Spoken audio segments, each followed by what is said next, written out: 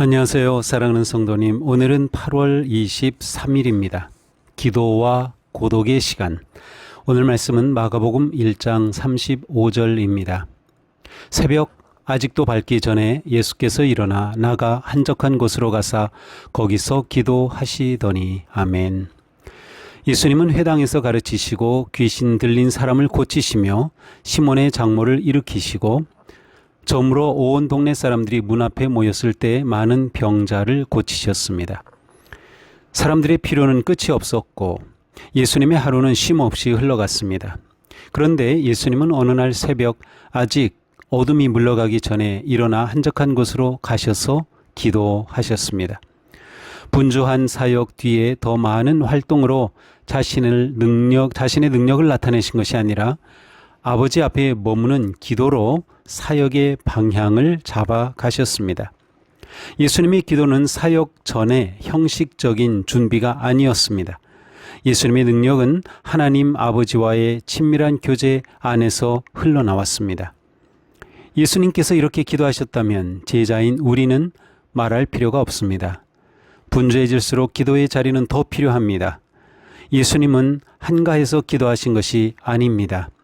가장 바쁘고 사람들의 요구가 밀려올 때 기도하셨습니다. 우리는 일이 많아질수록 기도의 시간을 줄이기 쉽지만 주님은 사역이 많아질수록 아버지께 더 깊이 나아가셨습니다. 기도는 바쁜 삶의 사치가 아니라 바쁜 삶이 무너지지 않게 하는 영적인 기초입니다. 우리는 하루의 방향을 세상의 소리가 아닌 하나님의 음성에 맞추어야 합니다. 아침에 눈을 뜨면 그날 해야 할 일, 만나야 할 사람, 해결해야 할 문제가 우리의 마음을 점령합니다. 그러나 예수님은 무엇보다 먼저 아버지를 찾으셨습니다. 하루를 어떻게 시작하느냐가 하루의 영적 방향을 정합니다.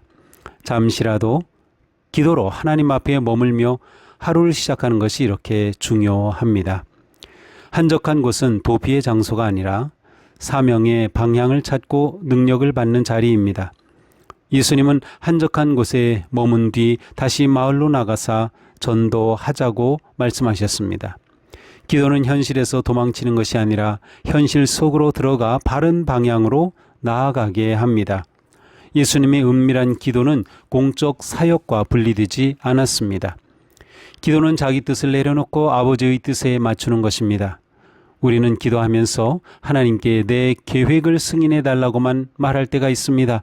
그러나 참된 기도는 하나님을 이용해 내 삶을 이루는 것이 아니라 하나님 안에서 내 삶이 다시 빚어지는 것입니다. 존 웨슬리는 기도, 성경 읽기, 성찬 등을 하나님께서 은혜를 전하시는 통상적 통로로 보았습니다.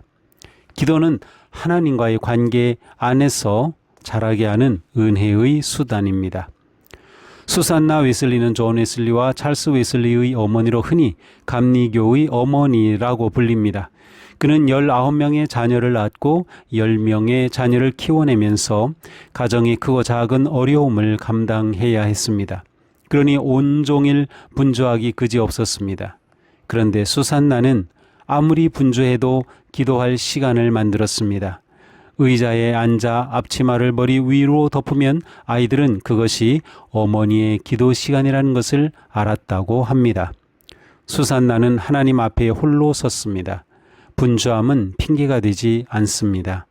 분주한 삶 한복판에서도 하나님께 나아갈 자리를 만드십시오. 중요한 것은 환경이 아니라 우리의 마음의 방향입니다. 우리가 다시 영혼의 중심을 잡고 사명을 향해 나아가는 삶은 하나님의 음성에서 시작됩니다. 기도합시다. 주님, 새벽 아직도 밝기 전에 한적한 곳으로 가셔서 기도하신 예수님을 본받게 하옵소서.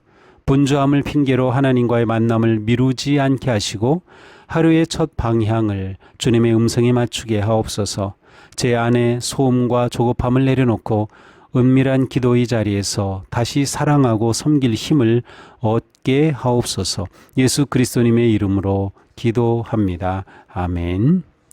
오늘 우리의 삶이 기도로 세워져가는 그래서 늘 주님을 향한 우리의 마음이 간절함으로 나아가는 하루가 되기를 축복합니다. 사랑합니다.